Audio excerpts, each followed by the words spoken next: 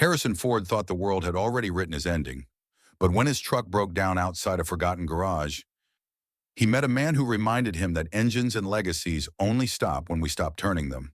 The first sign was a cough, not from Harrison, but the truck, his 1978 Bronco, rust-kissed and stubborn like its owner. It sputtered once, twice, then fell into a quiet that felt almost personal. He coasted to the shoulder, letting it roll until the front tires bumped the curb of a block he didn't recognize. Somewhere east of downtown Los Angeles, industrial but not threatening, a strip of shops with peeling signage. One building looked like it had forgotten what century it was from. Harrison sat still for a moment, his hands resting on the wheel. He didn't curse, didn't sigh, just stared through the windshield. There was a sign across the street painted by hand, letters faded by sun and dust. Carter's Auto Repair. Honest work since 1974. No neon, no logo, no Yelp sticker on the glass. He took that as a good sign. The door creaked open, then closed behind him with a soft clang. The inside smelled like oil, burnt coffee, and memory. Tools hung on pegboards. An old radio played something between static and jazz. And beneath the hood of a dusty pickup stood a man in grease-streaked denim, sleeves rolled up to the elbows, focus tight as a bolt.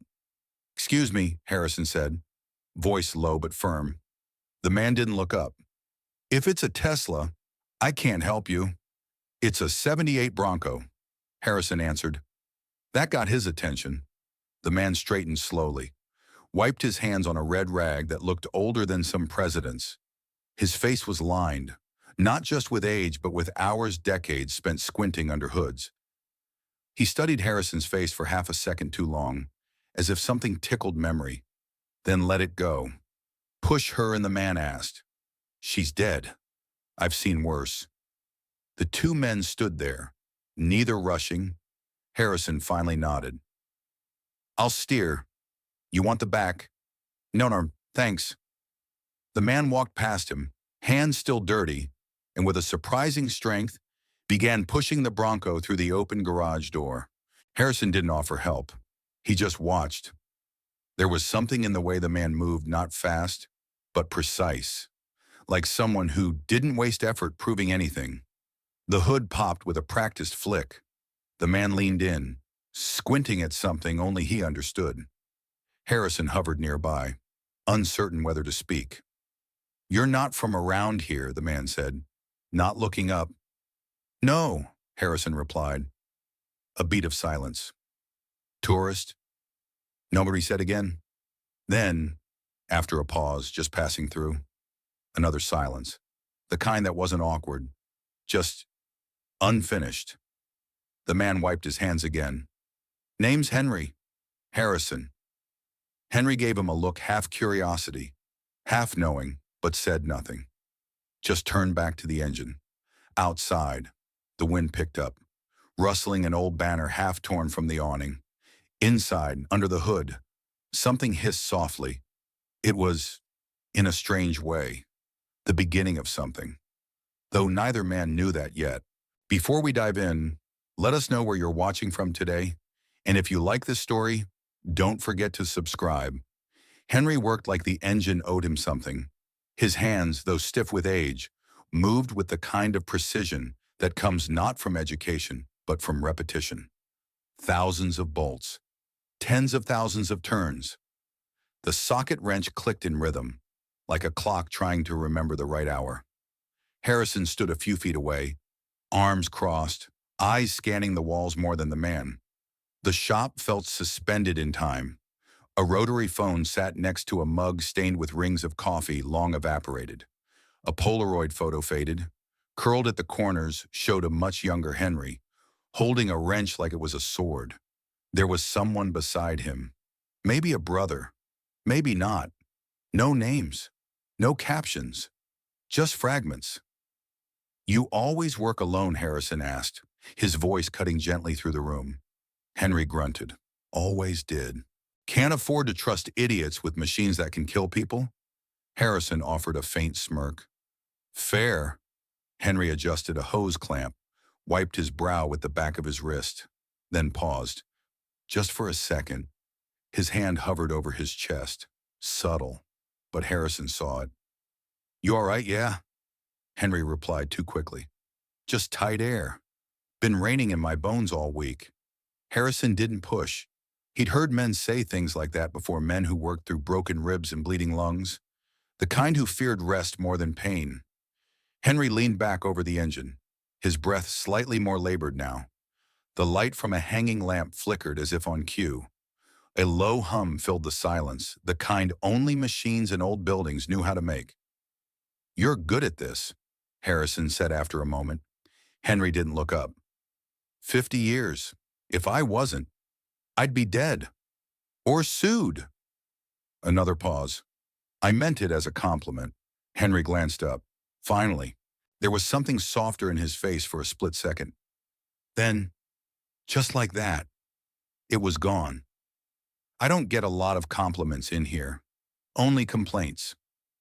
Too slow, too old, too damn stubborn." Harrison stepped closer, quietly. Better stubborn than careless. Henry exhaled, then tapped the side of the carburetor. "People don't want fixed anymore.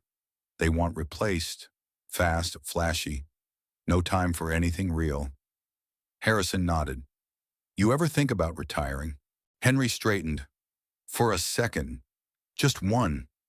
His face looked older than his years. He took a rag from his back pocket, rubbed a smear of oil off his hand like he was trying to erase something deeper. "Retiring means I stop mattering, and I don't do well with that." Harrison didn't respond. Because what do you say to a man who's running from irrelevance?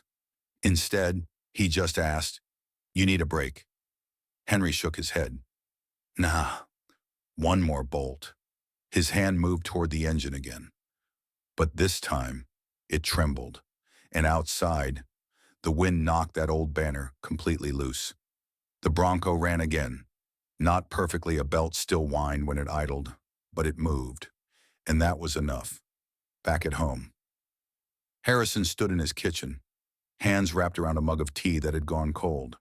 He hadn't meant to sit down, just dropped the keys, took off his jacket, and then stayed still longer than expected. Something about that man, Henry Carter, not his age, not the shop. It was something harder to name, like a story he'd walked into halfway through. He carried the mug into the living room, set it down on a pile of unread mail.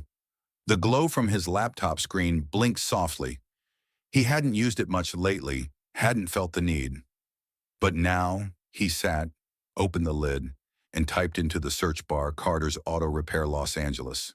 A plain website appeared. No branding, just white background and black text. Honest work since 1974. No appointment button, no social media, just a phone number and an address he already knew. He clicked over to the customer notes page. It was more of a forum. Really people leaving comments like graffiti on a bathroom wall. But not angry, just remembered. "He fixed my car and said pay me when I could. That was 6 years ago. I paid him last month. He didn't even remember. My dad's truck broke down the day we buried Mom. Henry stayed late. No charge. Just nodded and said she'd want you to get there on time. I was 16. First car. Didn't know a thing. He taught me to change the oil and told me to come back when I wasn't afraid of grease." Harrison leaned back. The chair creaked beneath him. He didn't smile, not quite, but something in his face softened. This guy wasn't just good with machines. He stood up, wandered to a shelf near the door, pulled out a box he hadn't touched in years. Photos, mostly. A few letters. Old scripts with handwritten notes. A folded paper tucked between pages, a letter he never sent. He didn't know why he pulled it out now. Maybe he needed to remember that some things don't stay broken just because they're quiet. He looked back at the screen. At Henry's picture, a grainy image of him beside his shop in the late 80s, holding a wrench like a declaration, and below it, a final post. He never says much, but somehow, you walk out of that place feeling like someone saw you. Harrison sat back down. He didn't know what he was going to do. But he knew this, the world hadn't noticed Henry Carter. And that felt wrong. He reached for his phone, thought about calling the shop, just to say thanks. But then something buzzed. A message. Unknown number. Sorry to bother you. This is Bill. I think you were at Henry's yesterday. Thought you'd want to know. He's in the hospital. The message just sat there on the screen, glowing back at him like a wound. He's in the hospital. No details. No preamble. Just Bill, whoever that was, punching a hole straight through the quiet of Harrison's living room. He stared at the words a moment longer, then stood, slowly, like the weight of it needed time to settle into his spine. Jacket, wallet, keys. He was out the door without locking it. Didn't think to. By the time he reached the shop, the sun was gone, and the sky had turned to that shade of purple only Los Angeles could get away with. The kind that made everything look like the ending of something. Carter's auto repair was dark, not just closed absent. No porch light, no sound from inside.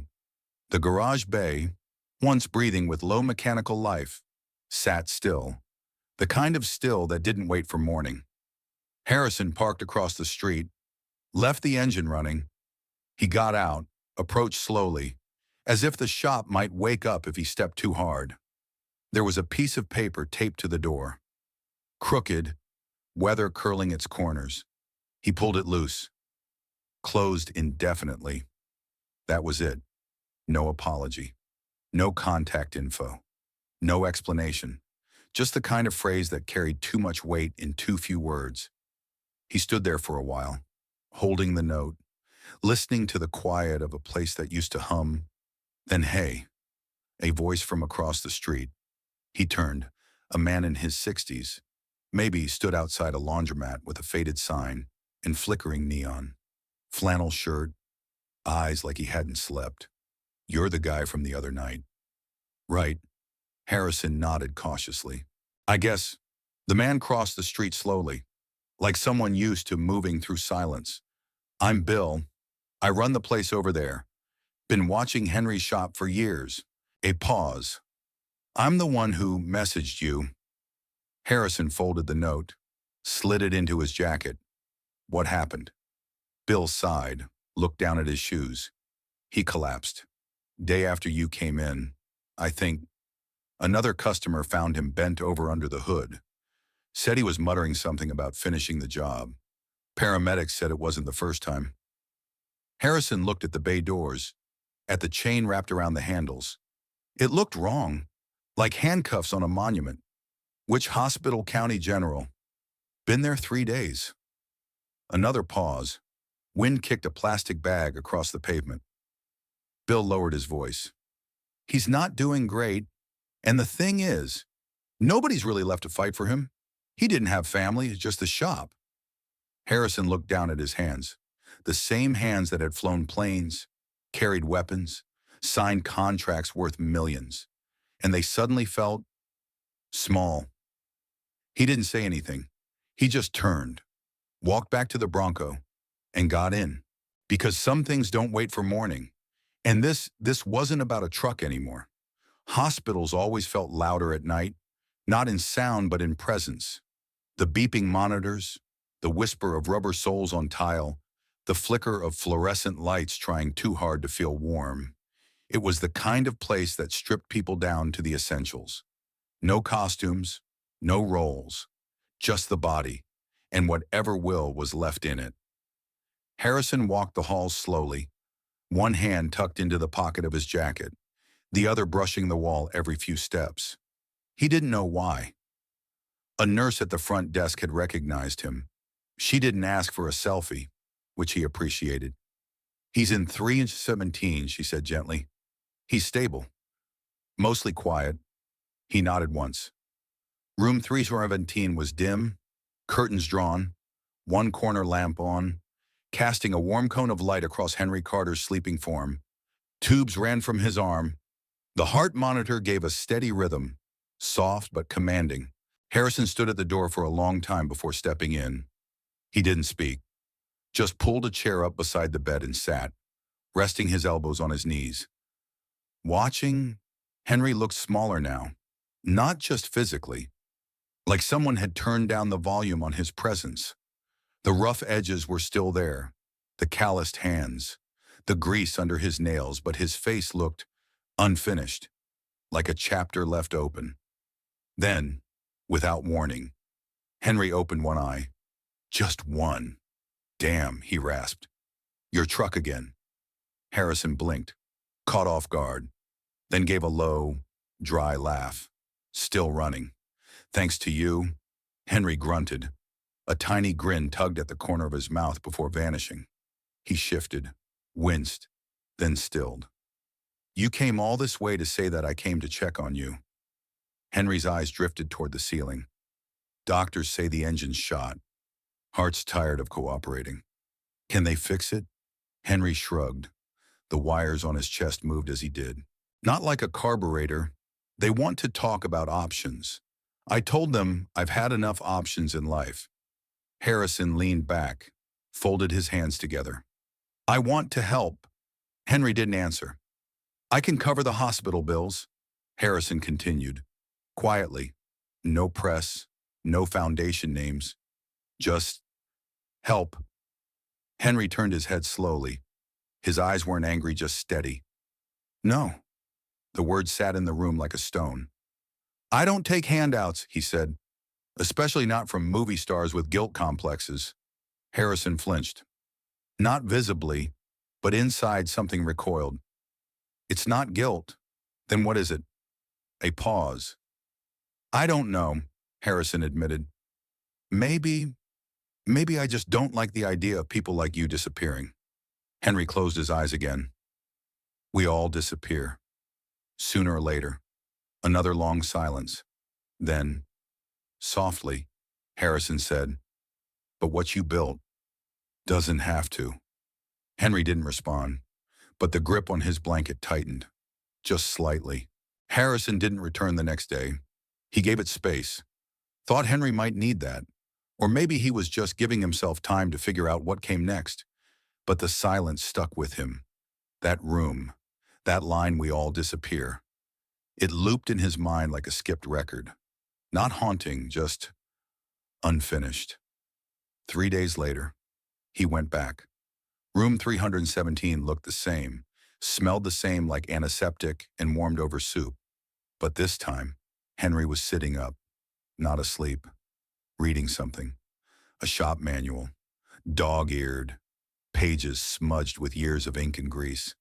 He turned each page slowly, like it hurt to move. You fixing something? Harrison asked. Henry didn't look up. Just keeping the hands busy makes the heart forget it's failing. Harrison sat down again. No fanfare, no preamble. I've been thinking, he said. Dangerous, Henry muttered, still flipping. Harrison waited, then leaned forward. You built something. Henry, that shop, it's more than a roof and tools. Henry's eyes flicked up. It's a garage. No, Harrison said. It's a place where people remember who they are. Or maybe who they used to be. I read what people wrote about you. You mattered. Still do. Henry said nothing, but his fingers stopped moving. Harrison pressed on. You said you don't want to take money. Fine. I get it. But what happens to the shop when you're gone? Henry's face hardened. Then it closes. Just like that. He shrugged. World moves on. There was a beat, then another. You're okay with that? Harrison asked. Henry opened his mouth, closed it again. He set the manual down. I'm not a cause, Ford. I'm not a symbol. I'm just a man who knew how to fix things. That's all, and that's exactly why it matters. Harrison's voice had changed. Not louder, just heavier. Because there aren't many left like you. People who fix things the hard way, the right way. People who listen to engines like they're telling the truth. Henry's brow creased. He looked tired. But beneath that, something else. Not quite resistance. Not quite surrender. I don't want a plaque, Henry said. I'm not offering one. No name on a foundation. Good, because I've got a better idea. Henry narrowed his eyes. Here it comes. Harrison smiled faintly. Let me reopen the shop. Same sign, same floor, but as a place where people can learn how to fix things like you do. No frill, no gimmicks, just hands and wrenches and time. Henry didn't answer. Instead, he reached slowly for the manual, turned to the first page again. After a long pause, he said, You know the difference between tightening something and stripping it? Harrison shook his head. About half a turn. That was all. But it wasn't nothing. The shop still smelled like Henry. Oil, dust, something like worn leather and rain-drenched flannel. The kind of scent that clings to walls not because of neglect, but because nobody ever thought to wash it away. Harrison stood in the center of the garage, hands in his coat pockets, letting it settle around him. The bay doors were half open. Light spilled in at a sharp angle, cutting across the workbench where rusted socket wrenches sat exactly where Henry had left them. He didn't say a word. He just looked. Then he got to work. It started small. He swept the floor. Not thoroughly, not the corners, just enough to breathe. He opened the windows, let the wind move through, pushed out the heaviness. He folded a tarp that had been bunched up behind the air compressor. He moved a stool that was in the way, then put it back, then moved it again, and then, almost without realizing it, he grabbed a roll of masking tape and marked a square on the floor, a teaching square. Old instincts kicked in, the kind you don't lose. He'd taught before.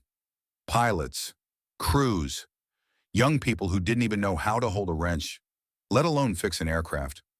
This wasn't that different, just closer to the ground. Later that afternoon, a man from the sign company arrived. He didn't ask many questions, just looked at the new design on Harrison's sketch pad and nodded. You sure you don't want your name on it? Harrison shook his head. No, the man shrugged. People usually do.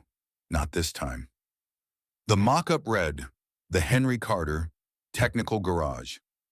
Since 1974, no logos, no sponsors, just a tagline beneath in smaller print, because some things deserve to be done right. That night, Harrison found himself in the back room. The break room, maybe. A place with a cracked mini-fridge, a busted chair, and a corkboard littered with old receipts and hand-drawn diagrams, and a folder. It was stuffed into the corner, under a stack of license plate renewals. Inside were names, dozens, young men and women, some local, some from trade schools, all handwritten, with little notes next to them. Quiet but eager, didn't know a wrench from a pen fast learner, said thank you, twice. It wasn't official, wasn't filed or processed or ever followed up on, just remembered. Harrison flipped through the pages slowly and felt something strange swell in his chest. Not pride, not sadness, something quieter. Maybe purpose. Back at the hospital, Henry asked no questions. Just looked at Harrison's hands stained now, a little dusty, and smirked. You break anything, not yet. Give it time. That was all they said. And yet, somehow, it was enough. They didn't call it a grand reopening. There were no flyers, no ribbon, no official word sent out. Just a cracked garage door that slid open at 8:03, a flickering overhead bulb that blinked itself awake, and the low hum of an ancient coffee pot struggling to stay relevant. The air still smelled like metal and ghosted gasoline. And Henry Carter was back. He didn't walk in. He shuffled. Slow, deliberate steps with a cane that didn't quite match his grip, too new, too medical. His old flannel shirt hung looser now, and his frame looked more suggestion than structure. But he was there. Harrison stood by the tool wall, organizing wrenches that probably didn't need organizing. He didn't greet Henry with a smile, just a nod. You're late, Henry grunted. I'm old. He glanced around. The walls had been scrubbed, not too clean, just enough to show someone cared. A whiteboard had been added near the entrance. already marked with the names of 3 apprentices. 3, all of them barely out of high school. 2 boys, 1 girl, nervous, watching Henry like he might bark or combust. He didn't do either, just stared at them, then looked at the tools in their hands. "You," he said, pointing at the taller boy. "What's that?" The kid blinked. "A ratchet." Henry stepped forward, slowly. "You're holding it wrong. I I thought, don't think, feel. You're not baking cookies. It's torque, not tenderness." The kid adjusted. Wrong again. Henry took the tool from his hands, turned it in the air, then placed it back, the grip firm, the angle exact. "Try now." The kid did, and this time the bolt gave click, clean, no overstrain. Henry nodded. "Once. That's the sound you want. No applause, no smile," but the kid smiled anyway. Later, Harrison brought out a crate of old carburetors, dropped it on a workbench. "We're low on demo parts," he said casually. Henry didn't look up. "Check under the bench. I saved a few wrecks for idiots." Thought ahead, always did. Pause. Even before you knew they'd come, Henry's hand hesitated over a wrench. "I didn't know," he said quietly. "I just hoped someone would ask." By late afternoon, the garage had found its rhythm again. Not perfect, not yet, but there were noises. Tools clicking. Questions murmured. A girl laughing after stripping a bolt and cursing softly. And Henry, sitting on a stool, rubbing the bridge of his nose like he'd seen the end of civilization. But maybe, just maybe, it was salvageable. Outside, the wind moved the new sign lightly. The Henry Carter Technical Garage. No spotlight, no music. Just a name that finally got to speak for itself. The new sign went up on a Tuesday. There was no unveiling, no speech, no camera crew, just a ladder, a wrench, and a quiet man in overalls who didn't ask questions. The last bolt twisted in with a dull clink. The Henry Carter Technical Garage. Since 1974, because some things deserve to be done right, the wind caught the edges of the fresh paint, almost like it wanted to test it. The sign didn't move. Harrison watched from across the street, coffee in one hand, the other in his coat pocket. He wasn't part of the installation crew, but he still came early, just to make sure the name looked right from a distance. It did. Funny thing, though it didn't feel like something he had done, then didn't take it down. Harrison arrived later than usual. No coat this time, just jeans, a dark shirt, and a look that said he wasn't here for business. He walked in quietly. Henry didn't turn around. "You check the belts on that wagon outside?" Henry asked. "No," Harrison replied. "Didn't need to. Sounded clean." A pause. "That was the kid who couldn't hold a wrench 2 weeks ago," Harrison added. Henry finally turned his head. Just slightly. "Guess miracles come cheap these days." Harrison smiled. Not wide. Just enough. He walked over, handed Henry a small box. No ribbon, no label. "What's this?" Henry asked. "Something I found in the back of a drawer. Figured it belonged to you." Henry opened it slowly. Inside was an old pocket watch. Brass, scratched, still ticking. On the back, engraved in fading script, "Fix it right, or don't touch it at all." Henry stared at it for a long time. "I thought I lost this," he murmured. "You didn't." He closed the lid. The click was soft, final. Then he looked at Harrison. For the first time in weeks, really looked at him. "You did good," he said. Harrison raised an eyebrow. "With what?" "With the silence." Another beat passed. Then Henry added, "And with the noise." They stood like that for a while, 2 men, no longer needing to talk. Outside, the new sign caught the last light of the day. The Henry Carter Technical Garage. Inside, the clock on the wall ticked forward. Not loud, just steady. And somewhere in the back, a student had forgotten their notebook. A single page fluttered in the breeze from the open door. That was all, but it was enough. If you enjoyed this story, let us know in the comments and don't forget to like, share, and subscribe for more inspiring stories. Then didn't take it down. Harrison arrived later than usual. No coat this time, just jeans, a dark shirt, and a look that said he wasn't here for business. He walked in quietly. Henry didn't turn around. "You checked the belts on that wagon outside?" Henry asked. "No," Harrison replied. "Didn't need to." Sounded clean. A pause. "That was the kid who couldn't hold a wrench 2 weeks ago," Harrison added. Henry finally turned his head, just slightly. "Guess miracles come cheap these days." Harrison smiled. "Not wide. Just enough." He walked over, handed Henry a small box. No ribbon, no label. "What's this?" Henry asked. "Something I found in the back of a drawer. Figured it belonged to you." Henry opened it slowly. Inside was an old pocket watch. Brass, scratched, still ticking. On the back, engraved in fading script, "Fix it right, or don't touch it at all." Henry stared at it for a long time. "I thought I lost this," he murmured. "You didn't." He closed the lid. The click was soft, final. Then he looked at Harrison, for the first time in weeks. Really looked at him. "You did good," he said. Harrison raised an eyebrow. "With what?" "With the silence." Another beat passed. Then Henry added, "And with the noise." They stood like that for a while, two men, no longer needing to talk.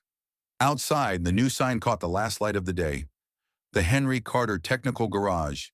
Inside, the clock on the wall ticked forward. Not loud, just steady. And somewhere in the back, a student had forgotten their notebook. A single page fluttered in the breeze from the open door. That was all, but it was enough. If you enjoyed this story, let us know in the comments, and don't forget to like, share, and subscribe for more inspiring stories.